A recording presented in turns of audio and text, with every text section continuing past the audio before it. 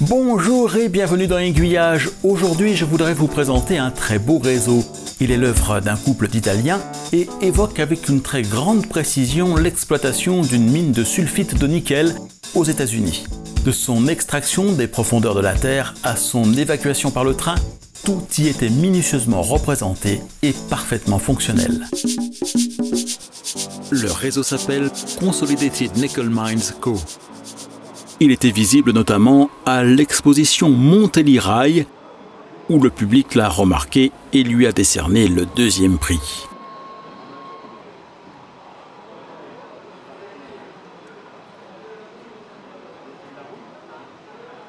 La mine représentée sur le réseau est fictive, mais fortement inspirée par de réelles installations.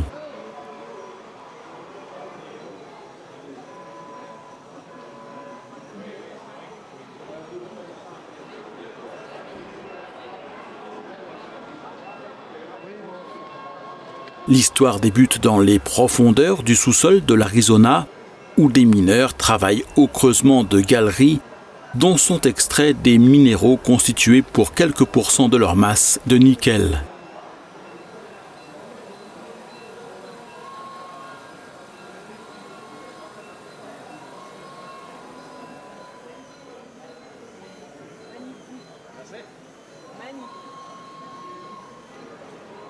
Les procédés qui permettent de séparer ce précieux métal des autres composants minéraux sont lourds et complexes.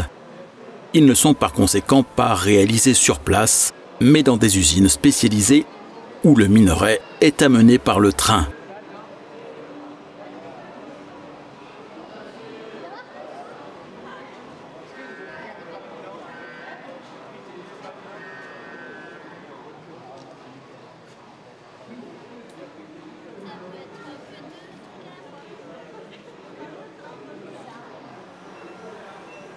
Sous terre, un broyeur s'emploie à réduire la taille des minéraux extraits.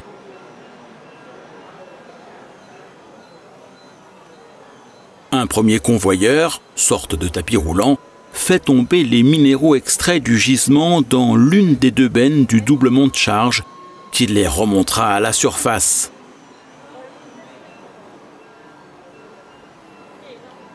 Sur cette maquette, œuvre d'un couple d'Italiens, Mario Scarratti et Bice Carabelli, tout est fonctionnel et se passe en temps réel.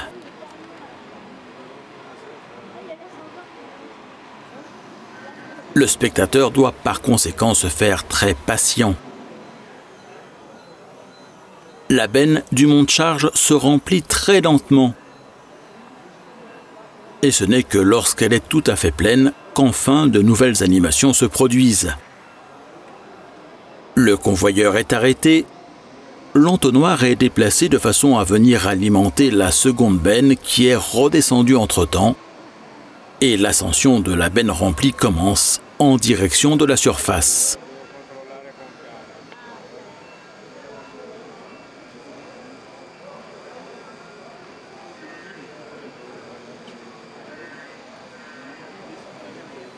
Une fois parvenu au sommet d'une tour élévatrice, ce sont de nouvelles manœuvres qui commencent. Le contenu de la benne est vidé dans un silo où le minerai est stocké temporairement, car son cheminement est loin de s'arrêter là. Un nouvel ensemble de tapis roulants va l'amener jusque dans un nouveau silo, à partir duquel un autre convoyeur transportera le minerai vers les wagons du train qui l'emportera à l'usine de traitement.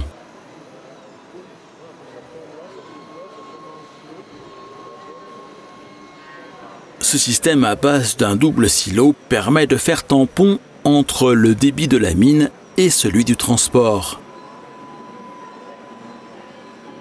Là aussi, patience et longueur de temps.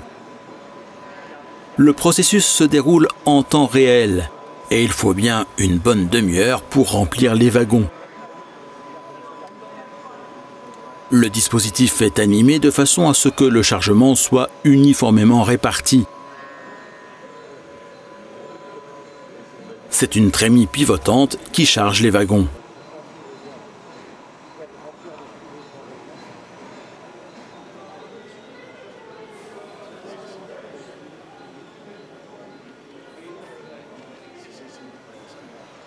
Le visiteur patient finira peut-être par voir le train manœuvrer doucement pour placer un nouveau wagon sous le dispositif de chargement et avec beaucoup de chance le voir partir jusqu'à l'autre bout de la maquette, où les wagons seront déchargés beaucoup plus rapidement qu'ils n'ont été remplis grâce à ce dispositif de retournement des wagons appelé le Rotary Railcar Dumper.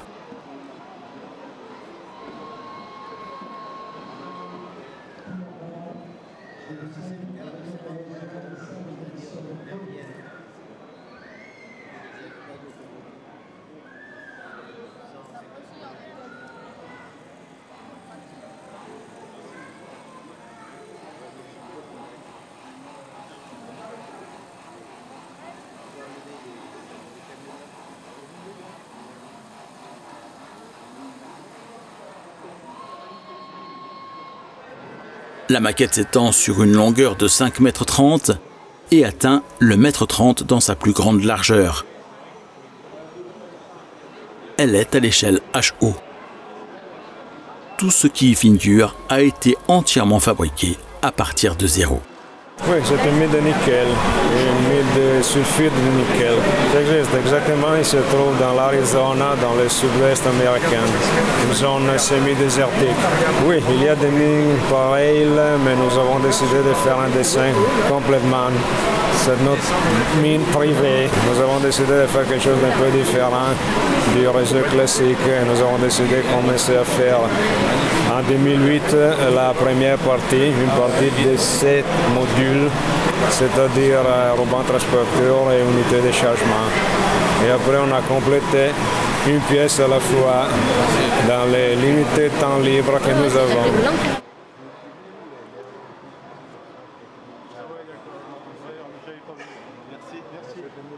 Une maquette pour la construction de laquelle bien des solutions restaient à imaginer. L'un des problèmes à résoudre était de trouver les bons matériaux pour que les convoyeurs puissent déplacer réellement le minerai. En tout cas, nous avons fait des essais avec un prototype en bois de ruban transporteur. Nous avons fonctionné qu'il marchait. Un problème technique, c'est le matériel pour les rubans. Il doit être rigide mais résistant à la flexion répétée. Et enfin, nous avons utilisé un ruban en coton mercerisé, très solide. Il a fonctionné. Restait à trouver également de quoi remplacer le sulfite de nickel. Non, ça c'est du ballast commercial. C'est-à-dire les matériaux qu'on utilise pour faire les rails sur les maquettes. C'est un mélange de ballast noir qui c'est la même couleur du sulfite de nickel et du ballast jaunâtre qui a la même couleur de la gangue.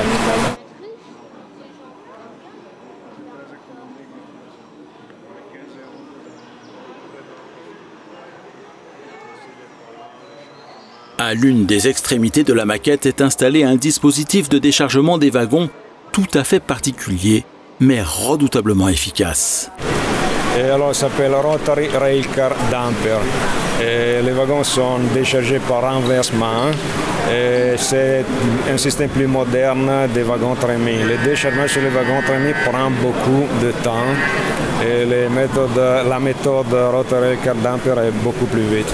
Dans la réalité, des grands wagons plus grands de ces wagons peuvent décharger 100 tonnes de minerai en 10 secondes.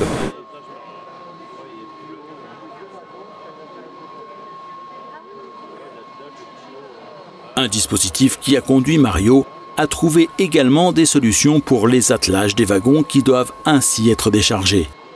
Oui, il y a des accoupleurs rotatifs. C'est nécessaire. Normalement, il y a un accoupleur fixe et un accoupleur rotatif chaque wagon, ou quand on décharge deux wagons à la fois, il y a deux accoupleurs fixes et un accoupleur rotatif.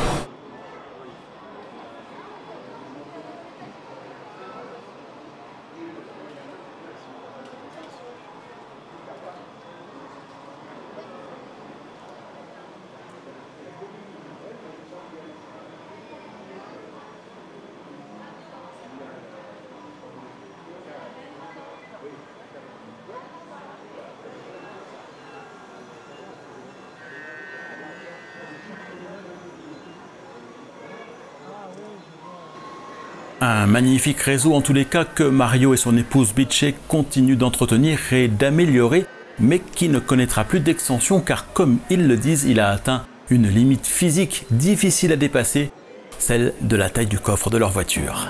La semaine prochaine dans Aiguillage, Magic World Miniature, un nouveau projet de construction de monde miniature faisant une très large place au train qui devrait ouvrir ses portes dans quelques mois à Amiens.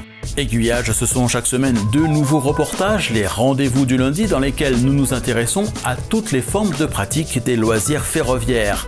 Et un reportage découverte le vendredi consacré au modélisme ferroviaire et au patrimoine ou à un chemin de fer touristique la dernière semaine de chaque mois.